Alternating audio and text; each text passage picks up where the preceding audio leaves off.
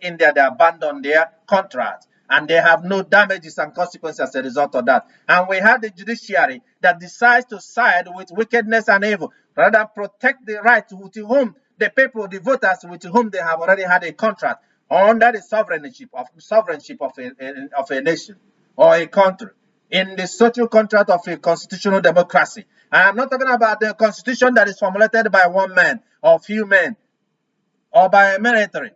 I'm talking about the one that expressed the will of the people from the beginning to the end.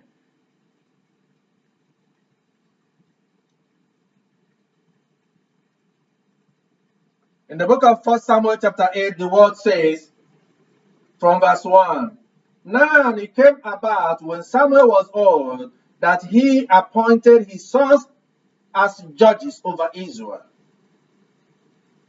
The name of his firstborn was Joel, and the name of his second, Abijah.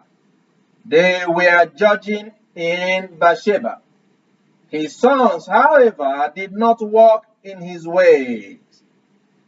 They turned aside after dishonest gain, and they took bribes and perverted justice.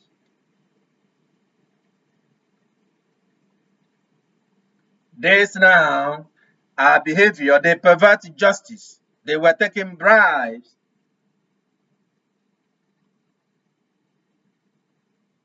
And they were dishonest gain like most politicians. And this is what has angered the people because they were not judging right. And you remember, and why this is important is that at the time that Israel was practicing theocracy.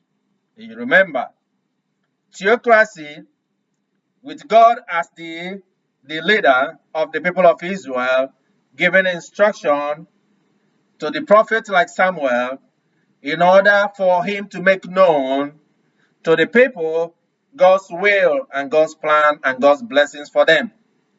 Just as many times the Lord gives me a message to give to you, that God also has the sovereign ruler over all sovereigns.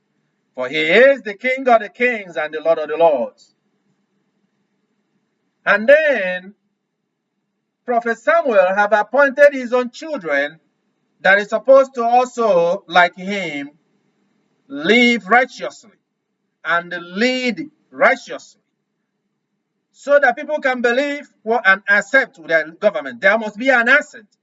As you can see, the people of Israel agreed to be ruled by Samuel, but they are objecting to his sons in their rulership. Then all the elders of Israel gathered. He says, he didn't say some. All the elders of Israel gathered, who are also representatives of Israel. Remember, originally they were organized by their clan. If you go to the book of Joshua, as time they left Egypt and went into the promised land. And before then, and he said each person by their own clan, represented by the head was appointed by for each particular clan. And each family, from each family to each clan, and all the way to the tribe. Okay.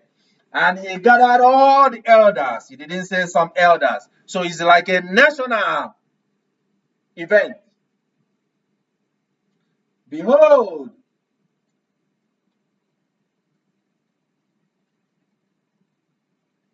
and they said to Samuel, behold, you have grown old, and your sons do not walk in your ways. They are breaking the covenant. They are breaking the social contract with God. Who is their leader?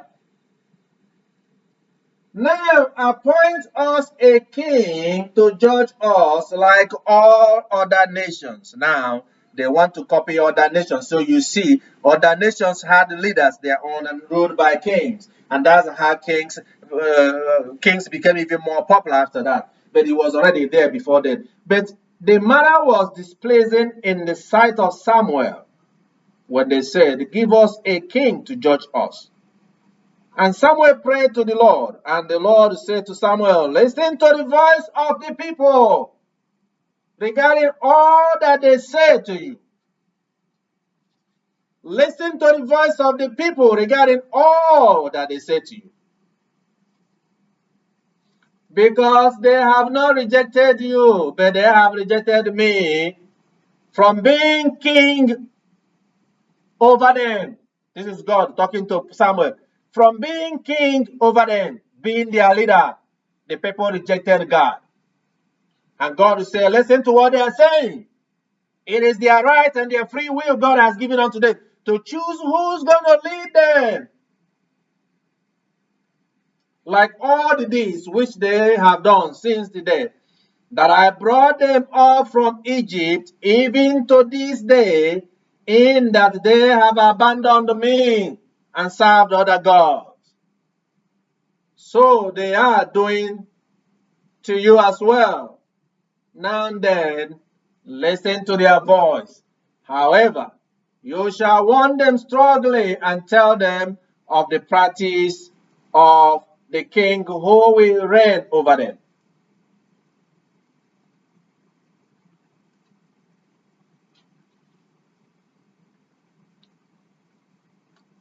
So Samuel spoke all the words of the Lord to the people who had asked him for a king.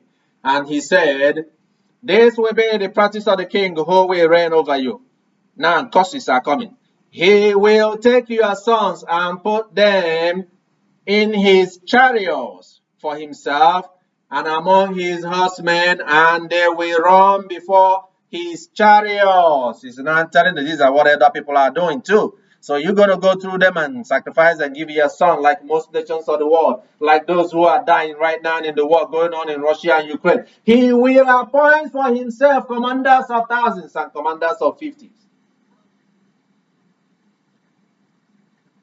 And some to do his plowing and to gather in his harvest, like most churches and most places and most nations, and to make his weapons of war and equipment for his chariots, so much taxes upon the people so that they will have money to support and pay for all these things, for the leaders, for the kings, the presidents and emperors. He will also take your daughters and use them as perfumers, you know, those that perfume and make the place more like a royal palace and a nice and smooth and easy and free will. Cooks and bakers, you hear about that and hear the story of Joseph when we're talking about the book of